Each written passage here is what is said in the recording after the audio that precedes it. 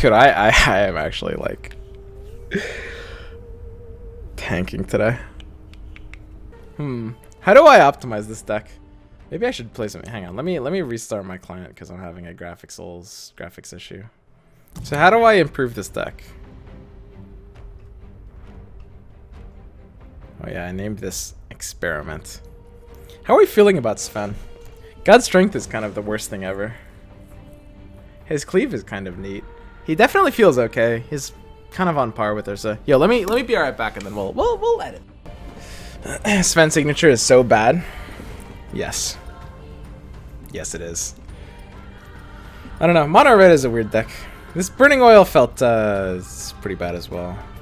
Kind of unbricks my own Smash the Defenses. The nice thing about Burning Oil is you can just eat it with Smash the Defenses in the late game. So Bristle for Sven and Beastmaster for Tidehunter. Beastmaster is powerful. It doesn't really play for the aggressive game plan. I could just play a stronger deck. Black-red, like aggro zoo, feels very powerful. So the first thing to do is to take Tidehunter out. Sorry, Tidehunter. Beastmaster is pretty amazing. Is he? I don't know. He's okay. His creep is nice. Roar is nice. It's okay. What if it is actually Centaur War Runner? We have Sven, Axe Legionnaire, Bristle Timber, Ursa. I mean, that has a high likelihood of being correct. I'm not necessarily certain that Nasal Goo is actually better than Sven's thing. That's probably correct. Sorry, Sven. What's the takeaway from today? I like Timbersaw and Mono Red. I feel like Mono Red's goal is to take big chunks out of the enemy tower early game and then use your trick cards plus initiative to shut them down late game for the win. Yeah, typically. So, obviously, now that we've cut Tidehunter, we need to go ahead and put Fight Through the Pain back into our deck. It could be a 2-of, but we're going to add it as a 3-of for now. I think it is still a pretty powerful card. So this kind of reduces like the main deck flexibility here a little bit. Spot weaknesses, I think, is quite good. I feel very comfortable with spot weaknesses as a 3-of, honestly. And this actually gives us more cycle, which gives us more reliability on enough magic. So I want to talk about like cycle and variance because these are card game concepts that maybe a lot of people aren't super familiar with. So enough magic is a card that we reliably want to be able to draw, but we don't want to be forced to draw too many of them under certain circumstances, right? So spot weakness is good because of enough magic and other similar cards. Enough magic is a card that you want to be able to reliably draw, and that typically means you're going to have to run 3 copies of it because you're running through a 40 card deck and you have to kind of reliably draw it. So you need to run 3 copies. It's kind of like how you run 3 blink daggers in the item shop, right? Even though you don't really want to see 3 blink daggers in a game, you really need to see it sometimes, right? Spot weakness basically allows you to effectively be running a 37 card deck, and that's really powerful. Because when you're running a 37 card deck, you can run something like 2 enough magics. This will allow you to kind of like increase the rates at which you're drawing 1 enough magic without allowing you to be screwed and having too many. There were 2 games earlier today alone that we draw like 3 enough magic, and we basically just like lose the game off that alone. So it feels a lot better to have that. Spring the Trap is also like pretty powerful. Top end that if we're not running Beastmaster, we kind of like the idea of putting Spring the Trap in. Sven might be going out for Bristleback. There's a good chance that ends up happening. Legion Standard Bearer is okay, but I think okay is kind of where it ends. I feel like spot weakness is just better than Standard Bearer. The reliability is really important.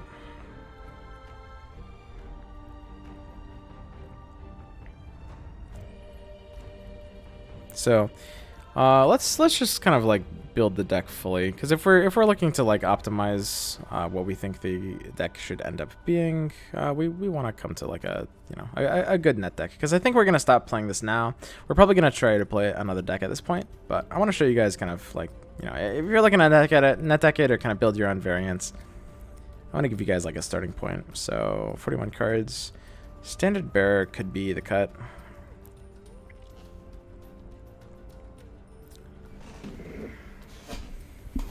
Maybe Standard Bearer is good. It's kind of like Mercenary Exiles. You don't like Artifact at the beginning, or the things that made you actually like the game, actually, then? I kind of was able to understand more of its complexity. And the more you understand the strategy in the game, the less the RNG feels impactful. When I first started playing, and this is going to be a lot of your guys' experience watching this game, it feels like the RNG is overwhelming.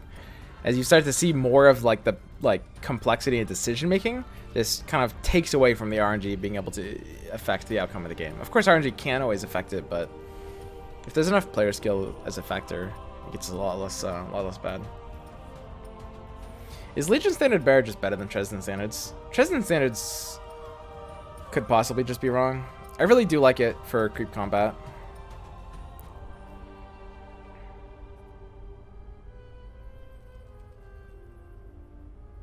This is a much more aggressive deck. Like without Beastmaster and with like Ursa, Bristle, Timber, with these three heroes, this is basically kind of playing for the early game a lot more. Trying to like close the game out before it gets to a certain time.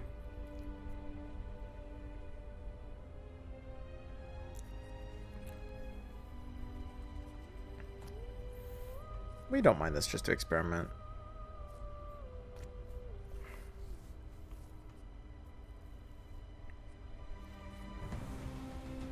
I don't know if this item deck goes through any changes. Feels pretty good as is, right?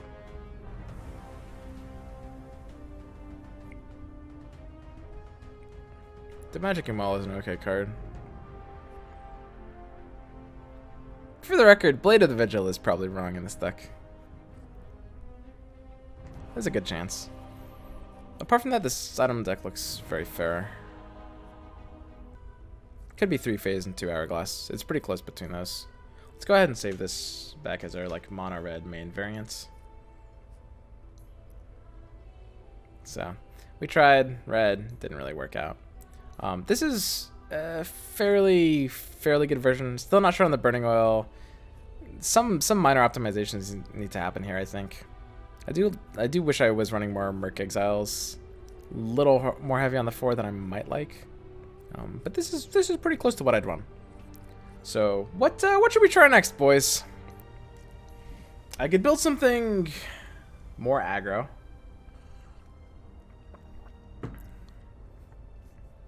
I could build like a blue-black aggro.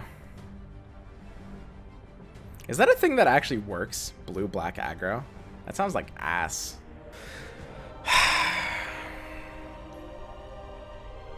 Let's have a look. So this is the deal. It's like, you know, you have 80 potential because of Kana. You're like swarming. You know, maybe you run the Oath or something as a finisher.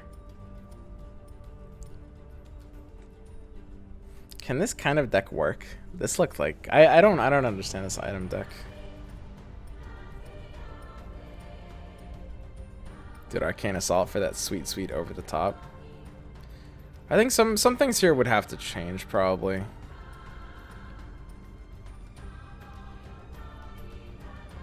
I can try this.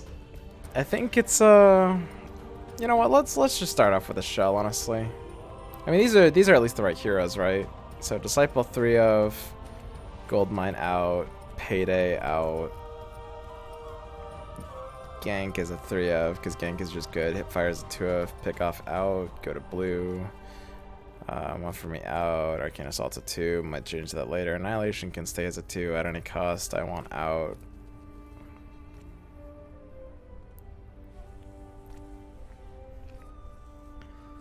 A Gloaty Vandal is pretty important for just like the ability to deal damage over the top. You can play it proactively as well.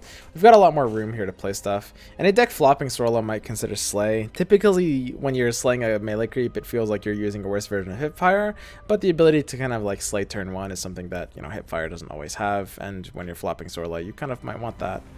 I mean, slaying because of that is kind of never really that bad.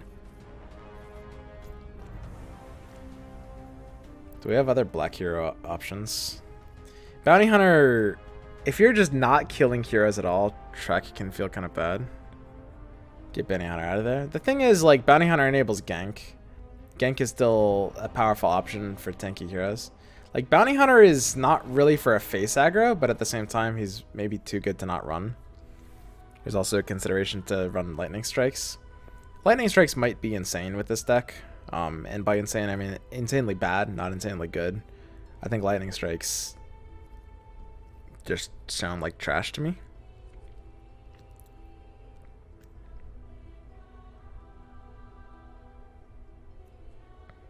Yeah, I don't need annihilation, right?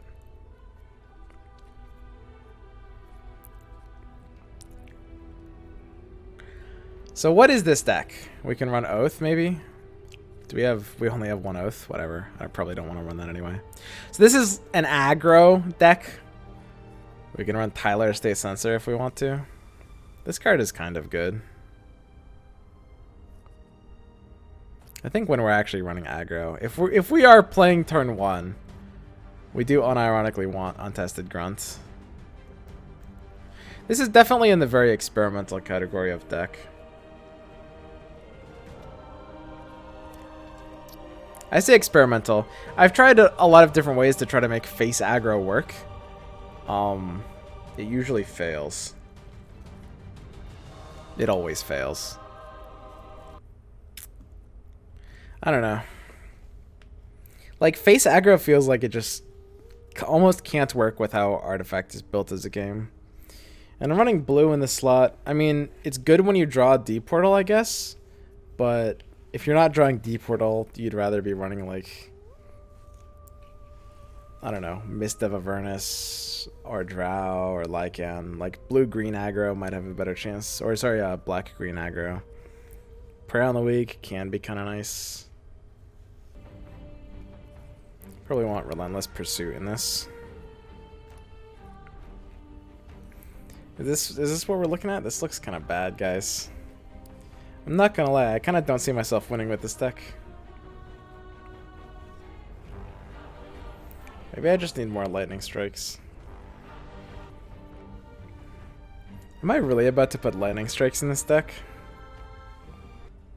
Yeah?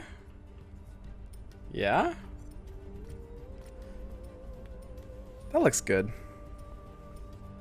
Tutorial deck? It does look surprisingly like the tutorial deck, doesn't it?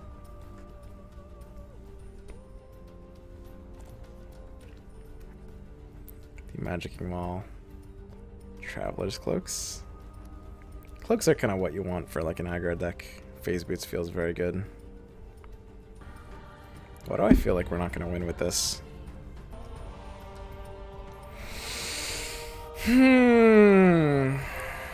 What do you guys think? 5 wins? 1 Annihilation, 2 Lost in Time?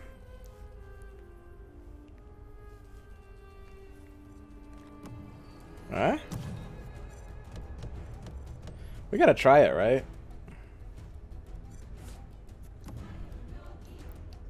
I am a doggy.